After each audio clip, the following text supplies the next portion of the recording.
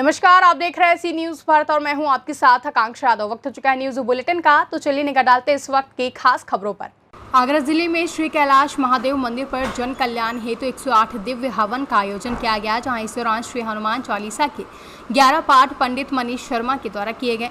महंत गौरव गिरी और समाजसेवी मदन मोहन शर्मा के हवन में आहुतियां देकर श्री कैलाश महादेव और श्री हनुमान जी से जन कल्याण की प्रार्थना की है। उनका कहना था कि हवन की आहुतियों से वायुमंडल शुद्ध होगा। हनुमान चालीसा का पाठ करके इस महामारी से छुटकारा दिलाने की प्रभु से प्रार्थना की गई है। हर हर महादेव। मैं महंत गौरव गिरी कैलाश मंदिर से। आज जो है कैलाश मंदिर पर एक कुंडीय यज्ञ का आयोजन किया गया एवं कोरोना काल को देखते हुए जन कल्याण के लिए हवन कराया गया। हनुमान चालीसा का 11 बार पाठ किया गया एवं पंडित मनीष शर्मा द्वारा, अंतर्राष्ट्रीय जो गायक हैं, उनके द्वारा किया गया। कहाँ बन गया? मेरा नाम डॉक्टर मदन मोहन शर्मा है। आज प्राचीन कैलाश मंदिर के प्रांगण में यमुना के तट पर पंडित मनीष शर्मा जी द्वारा जन कल्याण के लिए 11 पाठ हनुमान चालीसा के किए गए। उसी के साथ हवन किया गया और विश्व कल्याण और जो स्वास्थ्य और सुख समृद्धि की प्रार्थना की गई और उसी के तहत आज हवन का कार्य। आगरा से सी न्यूज संवाददाता अनुज उपाध्याय की रिपोर्ट। यूपी के बुलंदशहर के खुर्जा कोतवाली के अंतर्गत मोंडा खेड़ा गांव है, जहां दबंग द्वारा पेट्रोल डालकर युवती को जिंदा जला दिया गया, जिसके बाद उपचार के दौरान पीड़िता की मौत हो गई। वहीं बुलंदशहर पुलिस का कहना है कि युवती का आरोपी के बड़े भाई के साथ प्रेम प्रसंग का मामला था, लेकिन परिजनों की माने तो उन्होंने इस घटना को चुनावी रंजिश करार दिया है। परिजनों का आरोप है कि युवती के पिता हाल ही में बीडीसी का चुनाव जीते थे, जिसमें आरोपी का बड़ा भाई और डीडीसी के चुनाव के लिए खड़ा हुआ था, जो कि हार गया। इसी की खुंस निकालते हुए उसने युवती को गोबर उठाने के बहाने से अपने घर पर बुलाया और गेट बंद करके पेट्रोल डालकर जिंदा जला दिया और आरोपी मौके से फरार हो गया। इसके बाद युवती को आनंद फानन में अस्पताल ले जाया गया, लेकिन गंभीर हालत के चलते युवती को हायर सेंटर रेफर कर दिया गया है, जहां आखिरकार 24 घंटे तक लगातार जिंदगी और मौत से जंग लड़ते लड़ते पीड़िता ने दम तोड़ दिया। लेकिन इन सब चीज़ों के बीच सवालिया निशान ज़रूर खड़े होते हैं कि आखिर सच्चाई क्या है। पुलिस ने आरोपी के बड़े भाई के साथ प्रेम प्रसंग का मामला बताया था, लेकिन वहीं परिजनों की माने तो यह एक राजनीतिक रंजिश के तहत हत्या है। परिजनों में इतना आक्रोश भरा हुआ है कि उनकी पुलिस तक से भी नोकझोंक हो गई और पीड़ित परिवार लगातार न्याय की गुहार लगा रहा है। क्या नाम है आपका? मेरा नाम है। आपकी बहन से जो घटना हुई है, क्या पूरा मामला? पूरा मामला ये है, हम तो यहाँ रहते नहीं है, हम रहते हैं गाजियाबाद। पापा और बहन रहती हैं। पापा भी बीडीसी का इलेक्शन जीते हैं, तो वो दूसरी पार्टी हारी हुई है सामने वाली, तो उसे फोन के आवाज मार के यहीं से बुलाया, मीनू गोबर उठवा दे। वो गोबर उठवाने गई है तो गेट बंद कर लिया और अंदर घुसते ही उसमें पेट्रोल डाल कर आग लगा दी है और ये कहा तेरा बाप नहीं जीतना चाहिए था, मेरा भाई जीतना चाहिए था। ताऊ कर लगा एक ही बात से दोनों खड़े हुए थे वो। और हम ये कहना चाहते हैं, या तो हमें इंसाफ मिले, जैसे हमारी बहन के साथ हुआ वही उसके साथ हो। अगर वो नहीं होगा तो हम हथियार उठाएंगे विकास दुबे की तरह दोबारा। ये ध्यान रखना, यूपी में एक विकास दुबे वो था, गलत करता था, दूसरा मैं हथियार उठाऊंगा, किसी को नहीं बख्शूंगा, एक को भी नहीं। तो अब तक पुलिस प्रशासन ने क्या कार्रवाई की है? हमें कुछ नहीं पता अभी तक क्या हुआ क्या नहीं। आगे बैठ जाते हैं, हमें अभी नहीं पता। बस हमें पता लगे वो भी रात जो पुलिस वाले वहाँ पहुंचे थे, उन्होंने बयान लेने के लिए गए, बयान वहाँ पे नहीं लिए गए, तो डॉक्टरों ने बोल दिया अभी इस हालत में वो है नहीं बयान देने के लिए। तो बयान फिर उन्होंने लड़की के बयान नहीं लिए और ना ही डॉक्टरों से साइन करवाए, बयान देने लायक नहीं है, आप साइन कर दो, ऐसा कुछ भी नहीं लिया उन्होंने। और हमारे पास रिकॉर्डिंग भी है। फिर वहाँ से जो सफदरजंग में जो वहाँ का चौकी बनी हुई है, तो वहाँ की चौकी इंचार्ज है, उन्होंने बात करी कि अब आए आपने उनसे बयान लिए या नहीं, कह रहे नहीं लिए। क्यों नहीं लिए, कह रहे उस हालत। क्या नाम है आपका और आपकी बेटी के साथ क्या घटना हुई थी? देखो जी, मैं तो फैक्ट्री गया था, उसके बाद में मेरे थोड़ा फोन पहुँचा तो मैं यहाँ आया हूँ, तो पड़ोसी ने बुलाई है गोबर उठवाने के बहाने, और वो जो है वहाँ आग लगा दी नहीं है और वहाँ पेट्रोल से लगाई। आग क्यों लगाई है?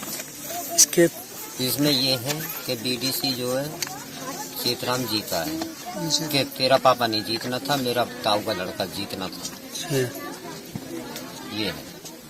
तो मृत्यु कब हुई थी? ये रात 2:30 बजे। 2:55। अब तक पुलिस ने क्या कार्रवाई की है? हमें अभी तक कोई पता नहीं है।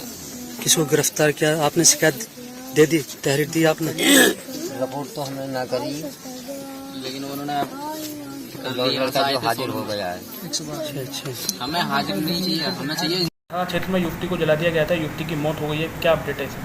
देखिए, कल एक 20 वर्षीय युवती जो है वो संदिग्ध परिस्थितियों में जले हुई स्थिति में मिली थी और इलाज के दौरान उसकी आज मृत्यु हो गई है। युवती के द्वारा दिए गए बयान के आधार पर उसके प्रेमी का छोटा भाई है और उसे गिरफ्तार कर लिया गया था कल ही। यद्यपि घटना के समय पवन की उपस्थिति कहीं और पाई जा रही है, लेकिन प्रथम दृष्टया लड़की के बयान को सही मानते हुए उसे जेल भेजा जा रहा है। इसके बाद भी हम गहनतापूर्वक पूरे प्रकरण की छानबीन करते रहेंगे। अगर कोई नया तथ्य प्रकाश में आता है तो अनुसार कार्रवाई। बुलंदशहर से सी न्यूज संवाददाता रविंद्र कुमार शर्मा की रिपोर्ट। यूपी के जनपद बुलंदशहर की तहसील खुर्जा में फैक्ट्री में काम करने के दौरान युवक की करंट लगने से मौत हो गई। जहां फैक्ट्री में वेल्डिंग का काम करने के लिए मृतक शिव कुमार पहुंचा था। केबल में फॉल्ट होने के कारण करंट की चपेट में युवक आ गया, जिसके चलते उसकी मौके पर ही मौत हो गई। परिजनों का आरोप है कि केबल में फॉल्ट होने की सूचना मालिक को पहले ही दी जा चुकी थी। फैक्ट्री मालिक ने कोई गौर नहीं किया था। मौके पर पहुंची पुलिस ने शव का पंचनामा कर पोस्टमार्टम के लिए भेज दिया है। वहीं बुलंदशहर के खुर्जा कोतवाली के अंतर्गत डैमील के पास का पूरा मामला है। क्या नाम है आपका? मेरा नाम संजीव कुमार है। अच्छा, क्या पूरी घटना हुई थी? आज आप जिला अस्पताल आए हैं। घटना यही थी कि हम कल काम पे थे वेल्डिंग के पे खुर्जा, तो क्या नाम है अचानक ही लाइट चली गई और फिर जब लाइट आई तो ये काम करने गया। हमने सुबह से मालिक से ही बोली कि केबल फाल्ट है, से चेंज कराओ। कई बार मैंने ही बोली, उसने ही बोली, ना सुनी उसने एक भी बार हमारी। तो जब फाल्ट थी तो अचानक उसे केबल वो हाथ में ही आ गई फाल्ट से, तो वो उसे इस तरीके से जकड़ ली कि छुड़ा ना पाया उसे। पुलिस को सूचना दी आपने? पुलिस की तरफ से क्या कार्रवाई आई है सामने? पुलिस की तरफ से भी कार्रवाई जो हो रही थी वो हो रही है, अपने काम कर रही है पुलिस अपनी जगह, ठीक है। अब साथ में भी हैं। बुलंदशहर से सी न्यूज संवाददाता रविंद्र कुमार शर्मा की रिपोर्ट। बालूमाथ में भारतीय जनता पार्टी का जिला सम्मेलन बालूमाथ के प्रतीक्षा होटल में निर्धारित कार्यक्रम के तहत आयोजित हुई, जहां इस सम्मेलन की अध्यक्षता कर रहे लातेहार जिलाध्यक्ष हरि कृष्ण सिंह ने की, जिसमें भाजपा के प्रदेश उपाध्यक्ष गंगोत्री कुजूर, जिला संगठन प्रभारी समेत कई लोग मौजूद रहे। वहीं मंच संचालक का कार्य जिला महामंत्री पंकज सिंह ने किया।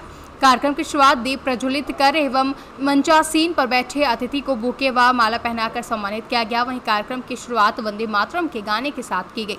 वहीं बैठक में उपस्थित वरिष्ठ भाजपा कार्यकर्ताओं को माला पहनाकर सम्मानित किया गया। इस दौरान जिलाध्यक्ष सिंह ने कार्यक्रम को संबोधित करते हुए कहा कि कोरोना जैसी वैश्विक महामारी से हमारी पार्टी के कार्यकर्ताओं ने पीड़ित एवं जरूरतमंद लोगों को अनाज के साथ साथ सैनिटाइजर, मास्क आदि घर घर जाकर वितरण किए हैं। बीमार लोगों को अस्पताल तक ले जाना, टीका के लिए जागरूक करने जैसे काम किए हैं, जो कि प्रशंसनीय हैं। एवं इस महामारी में हमारे कुछ साथी शहीद भी हुए हैं, जो आज हमारे बीच नहीं रहे हैं। उनके लिए 2 मिनट का मौन भी रखा गया। वहीं मौके पर जिला उपाध्यक्ष मुकेश कुमार सिंह, एचसी मोर्चा जिला अध्यक्ष अमित कुमार, वरिष्ठ भाजपाई प्रेम गुप्ता समेत कई लोग मौजूद रहे। भारतीय जनता पार्टी के कई कदावर कर्मठ कार्यकर्ता हमारे बीच नहीं रहे। आती है तो मन अंदर से काफी दुखी होता है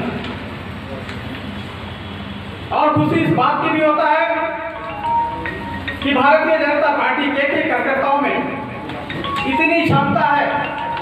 मैं तो देखा हूं कि जब हर कोई घर में दुख का होता था तो। लातेहार से सी न्यूज संवाददाता मोहम्मद अरबाज की रिपोर्ट।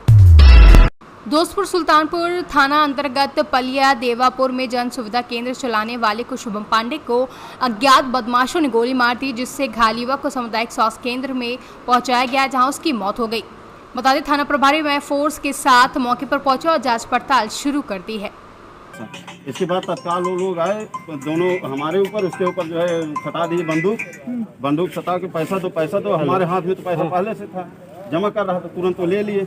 इसके पास उससे मांगे तो नहीं दे रहा था। हम कहा यार भैया दे भैया दे पैसे। आपने कितना पैसा दिया था? 9,500 रुपए। 9,500 आपने दिया? 9,500 रुपए दिया। 500 की नोट थी। आपने दिया? हाँ, मैंने दिया नहीं, जैसे हाथ में लिए छोड़ लिए, छीन लिया। हाँ, वो ले लिए। इनसे भी छीन लिए? इनसे छीने नहीं, जैसे कहा पैसा निकाल पैसा निकाल पैसा निकाल काउंटर से। हाँ, काउंटर से जब गोली लगी तो एक कहे कि निकाल निकाल निकाल, हल्का सा पैसा निकाल कर इतने ऊपर किया था हाथ, तो इसे भी पैसा छीन के लेके चले गए। चौराहे पर जो लोग थे आगे बगल में एकदम जस्ट इस पार के, वो लोग जब दौड़े तो फायरिंग करते हुए अपने भाग गए। 3 फायरिंग किए थे, 3 लोग थे। सुल्तानपुर से सी न्यूज संवाददाता DK मिश्रा की रिपोर्ट। अमरोहा जिले में मान्यता प्राप्त विद्यालय प्रबंधक समिति ने निजी विद्यालयों की समस्याओं को लेकर मुख्यमंत्री को संबोधित ज्ञापन जिलाधिकारी BK त्रिपाठी को सौंपा है, जहां मान्यता प्राप्त विद्यालय प्रबंधक समिति के जिलाध्यक्ष कमल नकवी की अगुवाई में समिति के पदाधिकारी एकत्रित होकर कलेक्ट्रेट परिसर पहुंचे, जहां उन्होंने निजी विद्यालयों के शिक्षकों को सरकार द्वारा मानदेय और निजी विद्यालय को सरकार द्वारा क्षतिपूर्ति दिए जाने की मांग की है। मैं कमल नकवी, जिला अध्यक्ष मान्यता प्राप्त विद्यालय प्रबंधक समिति।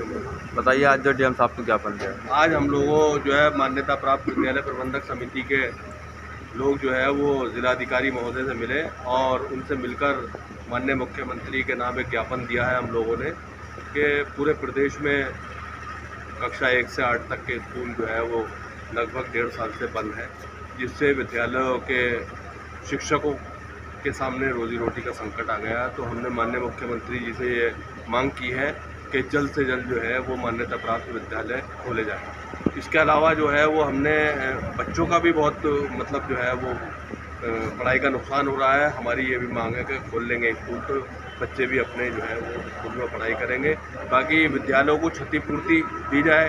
विद्यालय में जो इतने दिन से जो है बिजली के बिल आ रहे हैं, बहुत बिजली के बिल आ रहे हैं और स्कूल बंद पड़े हैं, तो हमारी ये भी मांग है कि जब से विद्यालय बंद है बिजली के बिल भी माफ़ किए जाएं। तो हमारी इन सभी मांगों को लेकर आज हमने DM साहब को ज्ञापन दिया है माननीय मुख्यमंत्री के नाम। तो हमें उम्मीद है कि अमरोहा से सी न्यूज संवाददाता गौरव श्रीमाली की रिपोर्ट। पश्चिमी चंपारण नरकटियागंज शिकारपुर पुलिस ने गुप्त सूचना के आधार पर छापेमारी करते हुए नगर के कुष्ठ आश्रम के समीप से 2 पिट्ठू बैग में रखे 8 PM 180 ml की 270 पीस 2 बोतल रॉयल स्टिक विदेशी शराब बरामद की है। हालांकि इस दौरान कोई कारोबारी पकड़ में नहीं आ सका। मामले में प्रशिक्षु DSP सह शिकारपुर थानाध्यक्ष सद्दाम हुसैन ने बताया कि गुप्त सूचना मिली थी कि ट्रेन से भारी मात्रा में शराब की खेप उतारी जा रही है। गुप्त सूचना के आधार पर शिकारपुर पुलिस ने छापेमारी की, जहां इस दौरान लावारिस हालत में रखे 2 पिट्ठू बैग में रखे शराब बरामद किया गया है, जहां हालांकि शराब कारोबारी भागने में सफल रहे हैं।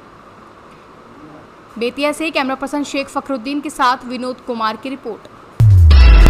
यूपी के बुलंदशहर में भारतीय किसान यूनियन के कार्यकर्ताओं ने आज कलेक्ट्रेट में आकर प्रदर्शन कर नारेबाजी की, जहां कार्यकर्ताओं ने जिलाधिकारी कार्यालय पहुंचकर ज्ञापन सौंपा है। भाकियू के जिलाध्यक्ष धर्मेंद्र सिंह ने बताया कि शासन के आदेशों के अनुसार किसानों का गन्ना भुगतान 15 दिन के अंदर किया जाना था, लेकिन अभी तक भुगतान की कोई राशि सामने नहीं आई है। 1,57,00,000 का गन्ने का भुगतान नहीं हुआ है, गेहूं का भी भुगतान नहीं हुआ है, जिससे किसान लगातार परेशानी का सामना कर रहे हैं। जल्द से जल्द किसानों का गन्ना व गेहूं का भुगतान किया जाए। पेट्रोल डीजल की बढ़ती कीमतों को लेकर कहा कि सरकार को पेट्रोल डीजल की कीमतों में लगातार हो रही वृद्धि में कमी करनी चाहिए और GST के दायरे में लाना चाहिए।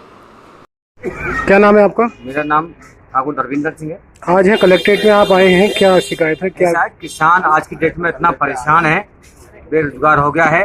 किसानों की 12 सूत्री मांगों को लेकर आज मुख्यमंत्री उत्तर प्रदेश सरकार के लिए ज्ञापन बनाया है, जो कि जिलाधिकारी महोदय बुलंदशहर के द्वारा आज हम उनको देंगे। इसमें मांग है गेहूं खरीद में अभी जो किसानों का बकाया पेमेंट है वो नहीं हुआ है भुगतान। गन्ना का भुगतान 1,57,00,000 रुपए का इस समय बकाया है, वो होना चाहिए। इसके अलावा मक्का इस समय किसान की घर आ चुकी है, स्टार्ट हो गई, यानी उसके लिए जल्द से जल्द क्रिया केंद्र खुलवाए जाएं।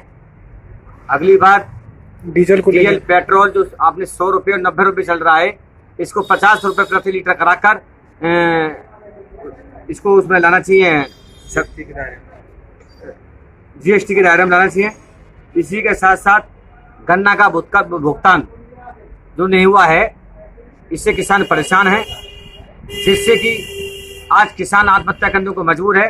इसी के साथ साथ लगभग 4 साल बीत चुकी हैं, इस सरकार ने कोई गन्ना का रेट नहीं बढ़ाया है। इसलिए आज हमारी मांग है उत्तर प्रदेश के मुख्यमंत्री जी से गन्ना का रेट। बुलंदशहर से सी न्यूज संवाददाता रविंद्र कुमार शर्मा की रिपोर्ट।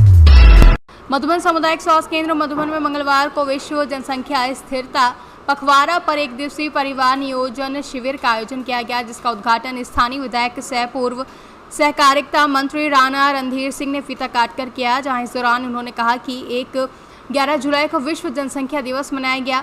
उसमें हम लोगों ने यह तय किया है कि सामुदायिक स्वास्थ्य केंद्र के माध्यम से परिवार नियोजन के लिए जनसंख्या नियंत्रण कार्यक्रम की शुरुआत की जाएगी। हमारे देश में संसाधन सीमित हैं, जनसंख्या बड़ी तेजी से हमारे देश में बढ़ती जा रही है। इसके लिए शिक्षा व चिकित्सीय संसाधनों के माध्यम से परिवार नियोजन कार्यक्रम की शुरुआत की गई है। काफ़ी हद तक क्षेत्र में स्वास्थ्य कर्मियों की जागरूकता का ही प्रतिफल है कि जनसंख्या कुछ हद तक नियंत्रित हो रही है। बहुत बहुत धन्यवाद। और चंपारण अपडेट्स अच्छा काम कर रहा है, खासकर ग्रामीण इलाकों की खबरों को प्रमुखता से लाता है, आपको भी बधाई है। आज का जो कार्यक्रम है वो पूरी तरह से जनसंख्या नियंत्रण को समर्पित है।